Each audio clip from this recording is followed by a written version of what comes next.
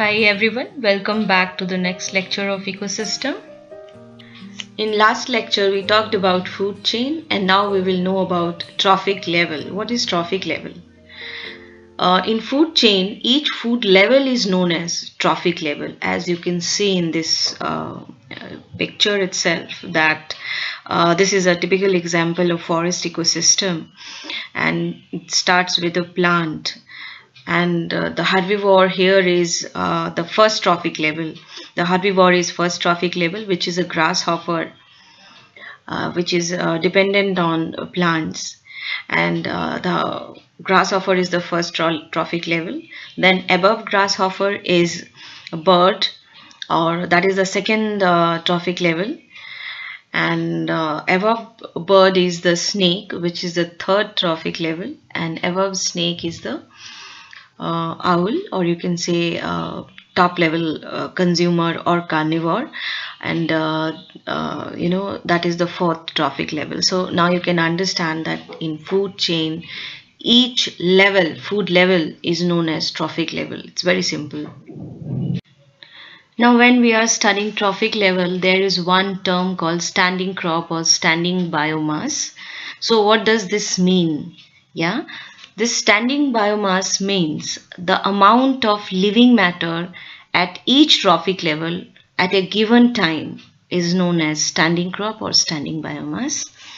Okay, now you can see here in this picture itself that I have given some common examples of food chains. You can have a look. The first one is of grassland ecosystem, the second one is the pond ecosystem, and the third one is of Arctic tundra ecosystem. So three different kind of ecosystem, given three common simple examples. You can have a look.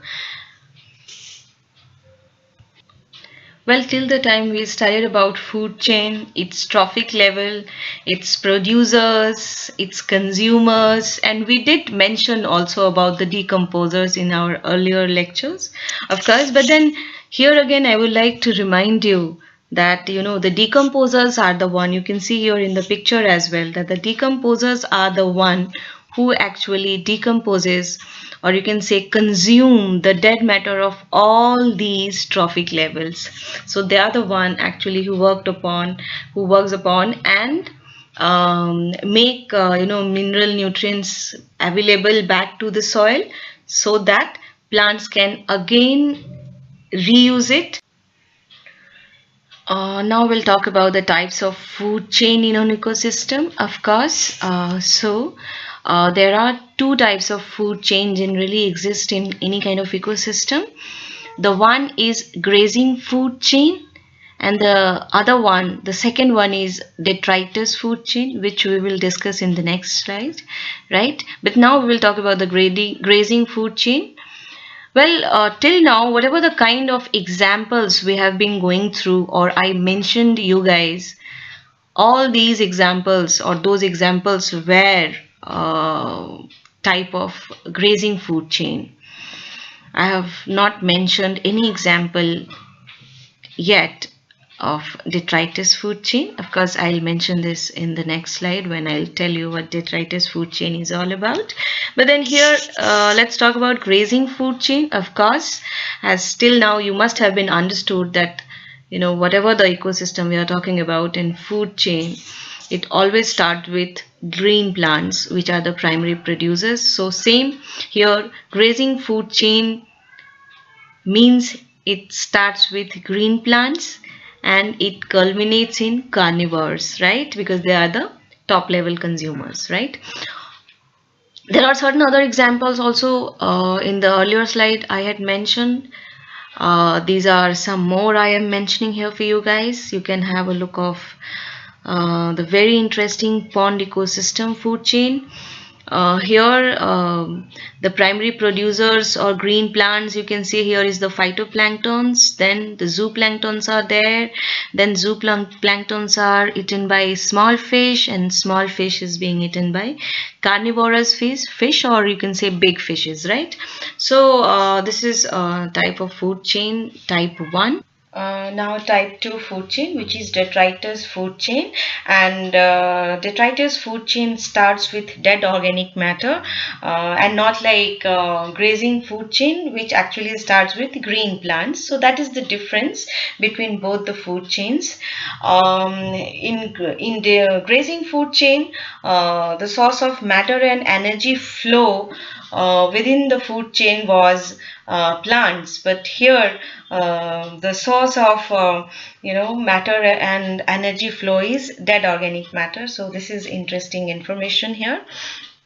Besides, you can see in this picture, I'm going to explain, giving a very specific example of mangrove ecosystem here, where detritus food chain happens as well. So here, the one question which comes in our mind is that, okay, where does this detritus food chain exist, right? So is there any particular kind of ecosystem? No, not at all. This detritus food chain simultaneously exists with grazing food chain in every kind of ecosystem. It's just that the grazing food chain actually predominates in every kind of ecosystem. That's why we always talk about more generally and mention more of grazing than detritus food chain. So I think I have made this point clear that both the food chain exist simultaneously in any kind of ecosystem, right? So here let's have a look again that how and what happens with this dead and organic matter, how matter and energy flow in detritus kind of food chain. The first action which happens in detritus kind of food chain is the decomposition of dead organic matter to release matter and energy, right? So this is the first kind of action. We can also say the first trophic level action.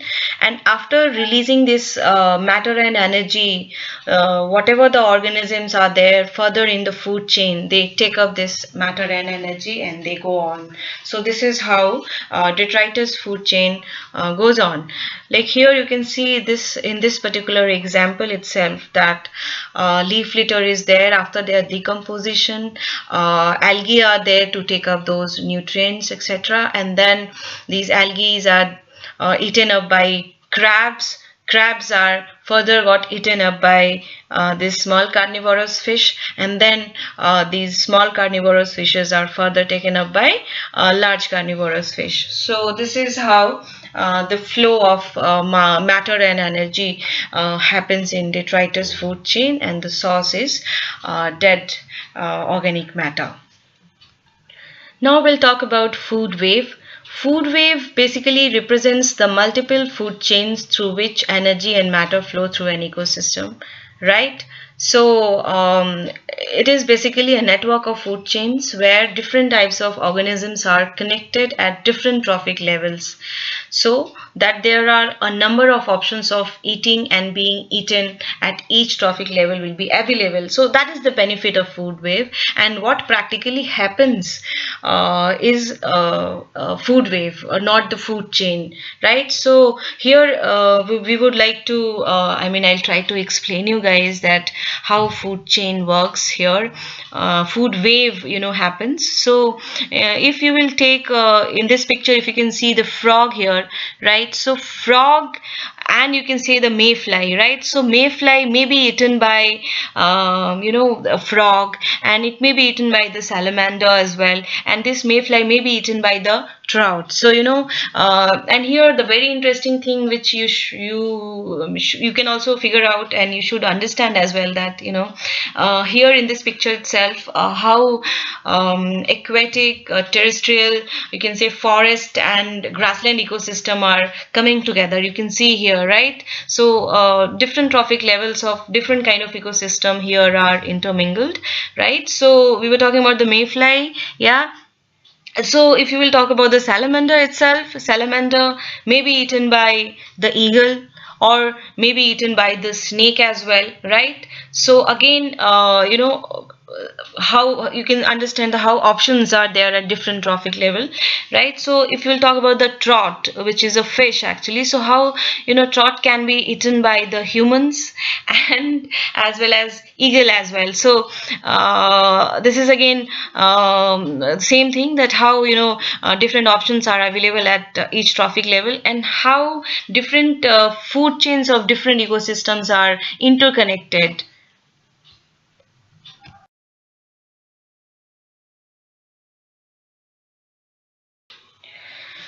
Significance and importance of food chains and food waves are like, the very important one is that these are important for energy flow and nutrient cycling, to take place in any kind of ecosystem, right? The first one, importance. The second important we can say here is like, food chains are important for maintaining, or you can say regulating, the population size of whatever the organisms are there. So, and that is very important for the ecological balance overall. So they play a very important role in ecological balance.